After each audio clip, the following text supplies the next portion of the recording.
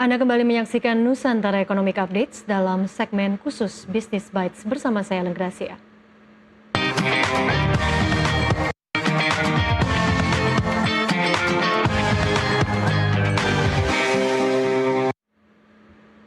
Pemirsa, kinerja ekspor Indonesia berpotensi menghadapi tekanan pada 2026. Kondisi ini dikhawatirkan menggerus surplus neraca perdagangan yang telah terjaga selama 67 bulan berturut-turut sejak Mei 2020.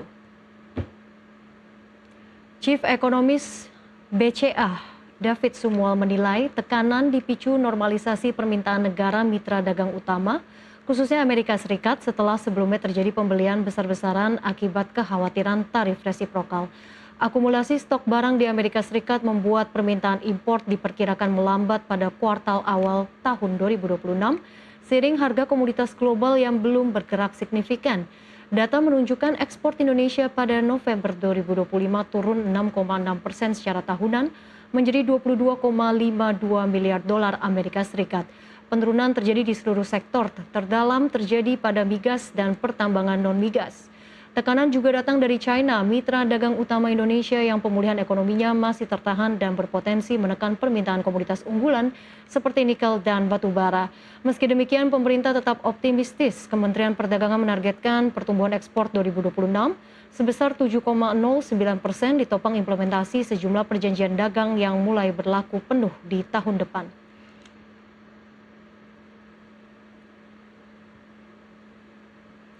Lantas apa yang menjadi penyebab melorotnya ekspor Indonesia dan seberapa besar pelemahan ekspor ini akan berkontribusi pada PDB Indonesia? Sudah hadir bersama kami Chief Economist Bank Sentral Asia David Sumual. Pak David, selamat siang. Halo, selamat siang Mbak Ellen. Terima kasih sudah bergabung bersama kami. Pak David, di awal tahun 2026 ini sangat-sangat menarik untuk membahas prospek PDB kita hingga akhir tahun nanti. Dan yang menjadi concern adalah kinerja ekspor kita ini menunjukkan perlambatan. Seperti apa analisis Pak David? Apakah faktor penyebabnya ini lagi-lagi karena demand global yang turun atau ada persoalan struktural yang harus dibenahi? Oke.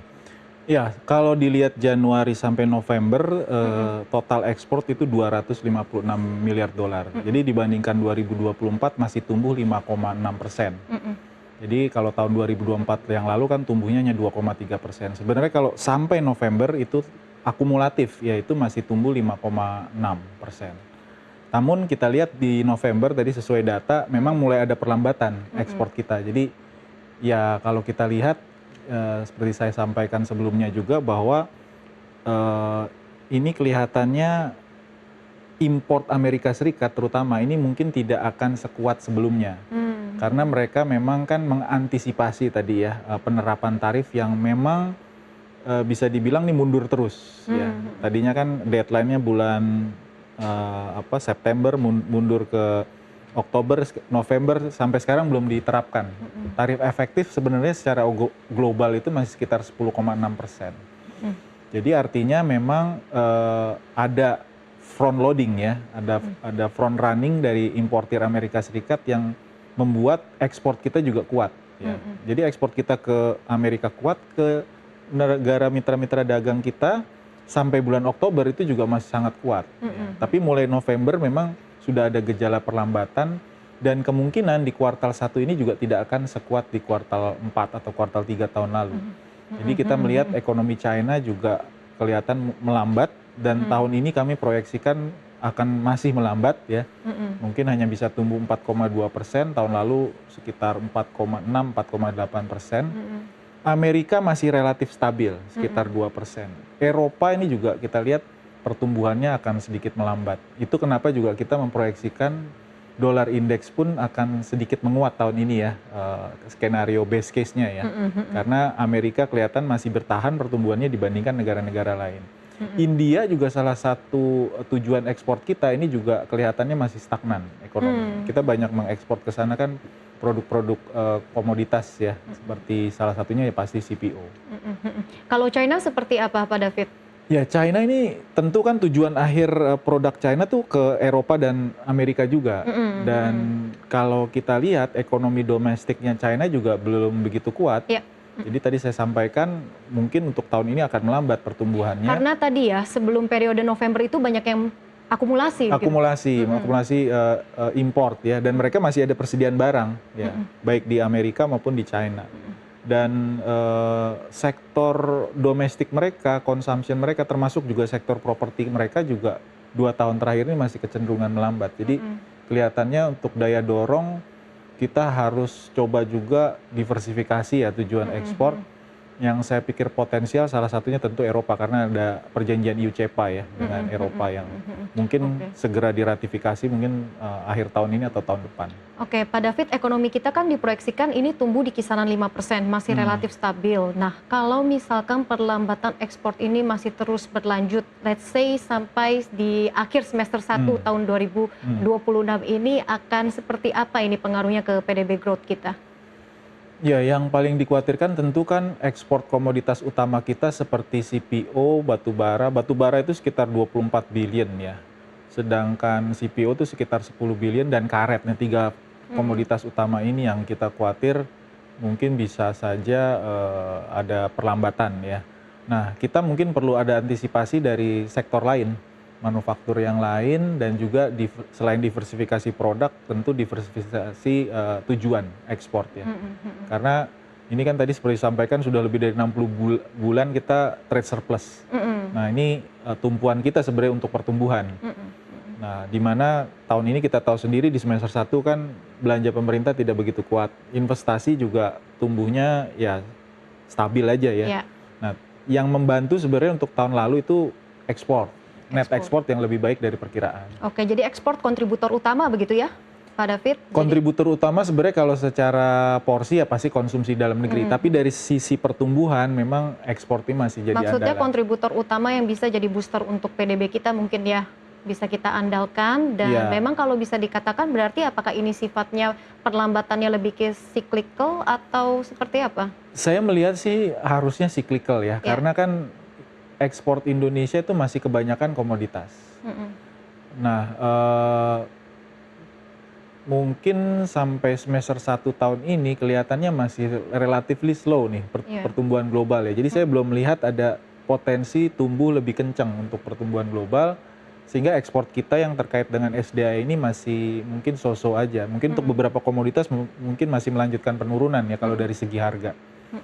Tapi kita untungnya kan banyak nih memang yang buyer kita ini udah bayar jangka panjang ya, dan mereka sudah ada kontrak. Jadi kalau melihat mungkin yang akan terpengaruh lebih dari segi nominalnya itu dari harga, bukan dari volume. Karena volumenya nih masih relatif stabil aja. Misalnya batu bara, ya kita kan importir batu bara ya, mereka masih ada kebutuhan yang stabil untuk tenaga listrik dan lain-lain yang berpembangkit batu bara ya. Jadi saya pikir cukup stabil. Yang lain ini yang saya khawatir yang terkait mineral mungkin ya. Karena kita salah satunya yang cukup besar itu kan yang turunan nikel ya. Nah, kita tahu industri di China ini juga relatif melambat ya. Jadi permintaannya mungkin juga akan terpengaruh, termasuk sektor properti mereka. Oke, berbicara terkait dengan diversifikasi. Kan selama ini memang komoditas ini menjadi tulang punggung penerimaan negara. Tapi kan memang sudah saatnya it's time to change the game gitu ya Pak. Ada yang namanya upaya hilirisasi. Sejauh ini Anda melihatnya seperti apa? Apakah memang harus digenjot lagi nih hilirisasi supaya penerimaan negara lebih meningkat dan juga ekspor kita juga tetap tumbuh signifikan? Ya, ini kita untungnya udah 10 tahun terakhir kan terus menggenjot hilirisasi. Tapi memang perlu diperluas. Jadi kalau untuk saat ini kan utamanya masih di nikel ya. Saya pikir untuk produk-produk mineral lain bisa terus dikembangkan nih. Pemerintah kan targetnya 28 komoditas ya. Selain mineral, saya pikir yang terkait dengan produk pertanian, perkebunan ya, perikanan ini terus diperluas, didiversifikasi. Tapi mungkin perlu ada sasaran-sasaran jangka pendek juga gitu. Jangan nanti takutnya 28-nya nggak tercapai. Harus mungkin ada yang diprioritaskan ya, ada gitu stepping stone gitu ya. Misalnya 5 komoditas utama terus dulu ya, baru kita konsentrasi di situ. Kan nih banyak nih maunya nih, ada kelapa, ada Iya. rumput laut, macam-macam. Jadi mungkin fokus dulu supaya kita bisa berhasil di produk-produk hilirisasi itu, seperti kita sudah berhasil juga di nikel. Oke, dan di sisi lain kita lihat juga kan negosiasi perjanjian dagang ini lagi berlangsung dan memang Amerika Serikat menjadi salah satu negara mitra dagang kita begitu ya. Menurut Anda apa yang perlu diperjuangkan dalam negosiasi ini? Apakah itu tarif, apakah itu perluasan akses pasar atau ada aspek-aspek Ya, lain yang juga jadi perhatian pemerintah? kita ingin pastinya berhasil ya negosiasi dagang dengan Amerika. Sampai saat ini pun masih berlangsung sebenarnya. Walaupun kita diterapkan 19%, tapi ada semacam tanda kutip kan ancaman-ancaman ya. Ya. Yang baru-baru ini terkait dengan beberapa klausul yang mereka juga kelihatannya cukup menekan kita gitu ya. Itu kenapa saya pikir perlu juga melakukan contingency plan. Dengan cara bagaimana? Kita coba membangun jalinan persahabatan juga atau jalinan kerjasama juga dengan negara-negara atau kawasan lain. Kita kan ini sudah 10 tahunan ya negosiasi dengan Eropa ya. Dan akhirnya bisa terjadi percepatan hanya dalam setahun. Karena Eropa pun merasa terancam, dia perlu melakukan kerjasama juga karena ada ancaman juga dari Amerika. Jadi ini blessing and disguise juga sih buat kita karena sekarang kita ada hubungan dagang dan investasi juga yang selama ini sulit memang. Misalnya untuk beberapa klausul tertentu kan itu sulit, misalnya terkait dengan CPO untuk masuk ke Eropa dan lain-lain. Nah ini sekarang kita bisa memperbesar ekspor kita ke sana karena size ekonomi Eropa itu kurang lebih sama dengan Amerika. Jadi peluangnya juga cukup besar. Belum lagi dengan negara-negara Timur Tengah kita ada penjajakan juga dengan Kanada, dengan Australia, New Zealand. Ini makin memperluas saya pikir peluang-peluang bisnis investasi dengan negara-negara tersebut. Kemudian secara jangka panjang nih Pak David, kan komoditas memang menjadi salah satu yang diandalkan begitu ya oleh Indonesia di pasar ekspor. Seberapa penting peran industrialisasi dan hilirisasi dalam mendorong ekspor bernilai tambah dan juga nanti in the end adalah untuk menggenjot pertumbuhan ekonomi kita? Ya, selain itu sebenarnya yang paling penting penyerapan tenaga kerja ya. Jadi kita ingin hilirisasi ini juga menciptakan lapangan pekerjaan.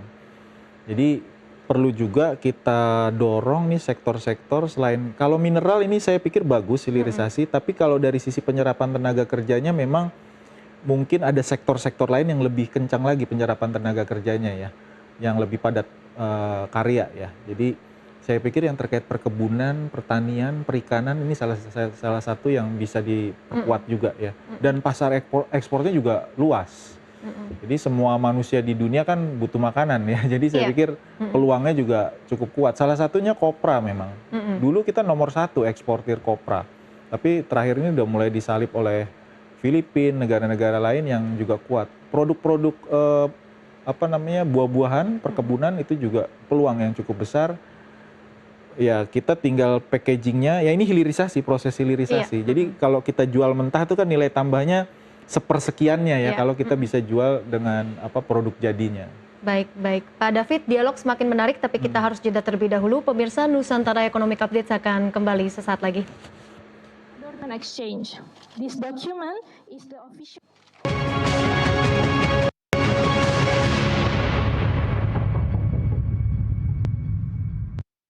Anda kembali menyaksikan Nusantara Economic Updates. Pemirsa, dialog bersama Chief Economist Bank Sentral Asia, David Sumual, kita lanjutkan kembali. Pak David masih berbicara terkait dengan kinerja ekspor yang memang menunjukkan tanda-tanda perlambatan. Dan juga memang kita harus melihat peluang-peluang yang ada. Jadi menurut Anda, sektor apa yang prospektif untuk bisa memboost lagi kinerja ekspor kita di luar tadi yang sudah kita berbincangkan adalah sektor tambang? Iya. Manufaktur porsinya memang besar. Sekarang sekitar 18% dalam ekonomi kita, tapi ini terus menurun. Jadi dari 30%-an di tahun 2000-an, 2005 ya, itu sekarang sudah 18, turunnya cukup dalam.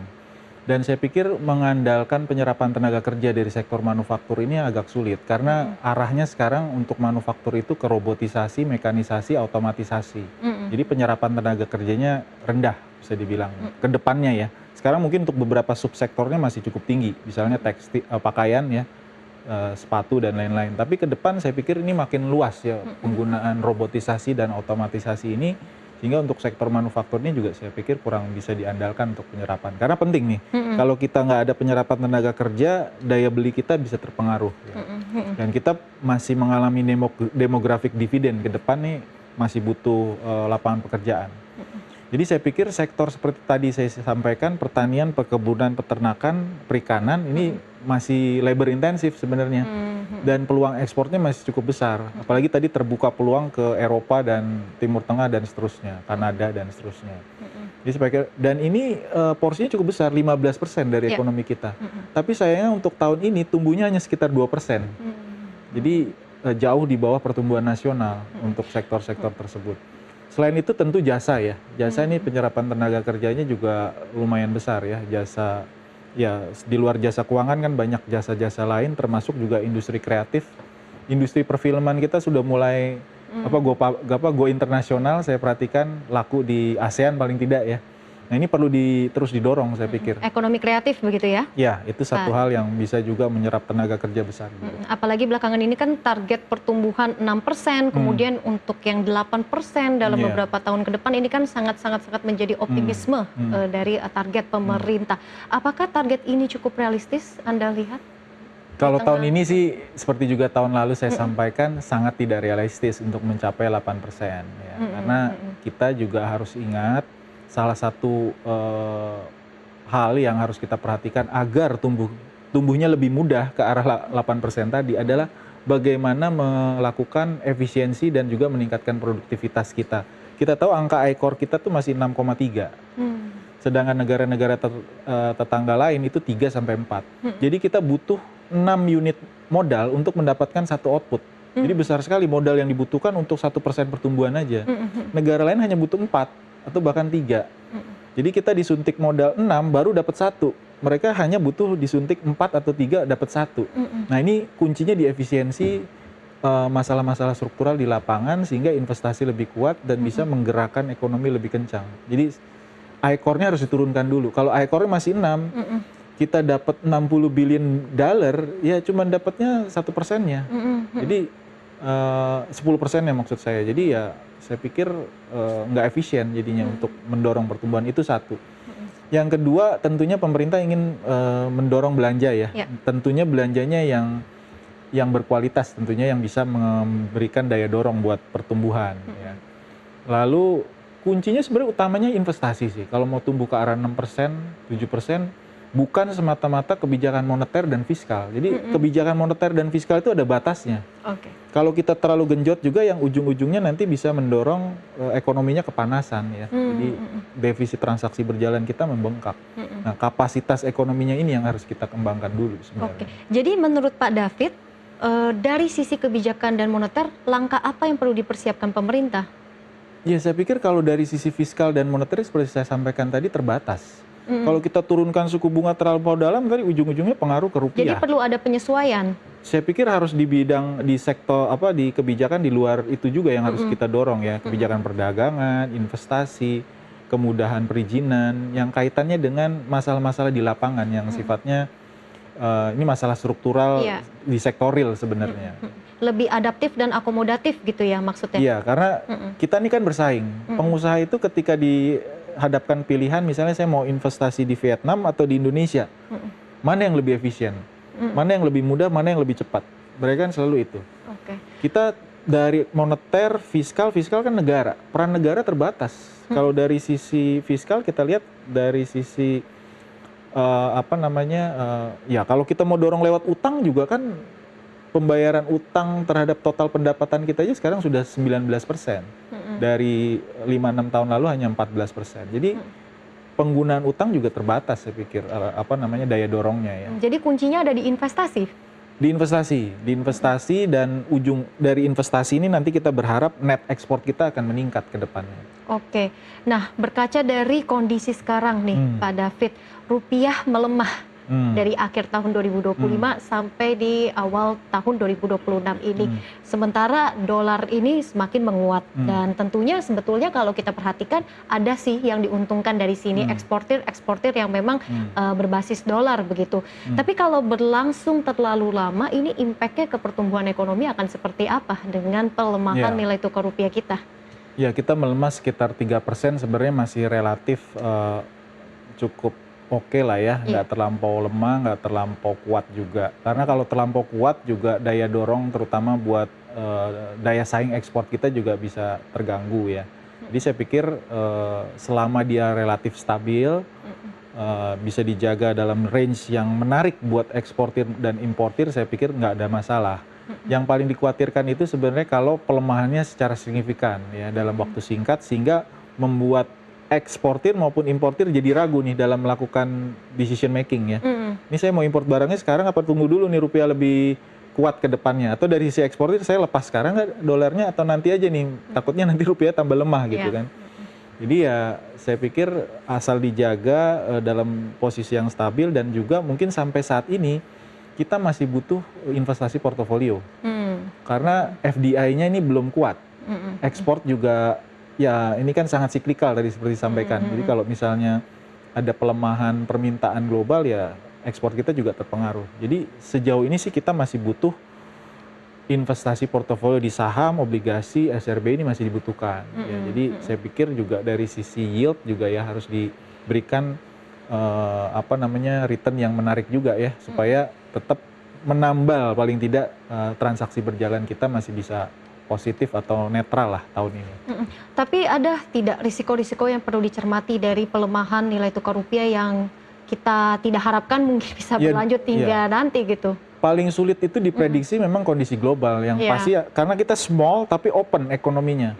Jadi kalau misalnya ada masalah di global, misalnya geopolitik, harga minyak melonjak seperti awal tahun lalu ya, itu kan sempat melonjak dan rupiah kita tertekan. Atau ada masalah di pasar finansial global seperti waktu zaman tahun 2008, itu pasti rupiah kita akan kena tekanan. Jadi ya penting sekali memang menjaga cadangan devisa kita ini relatif kuat ya.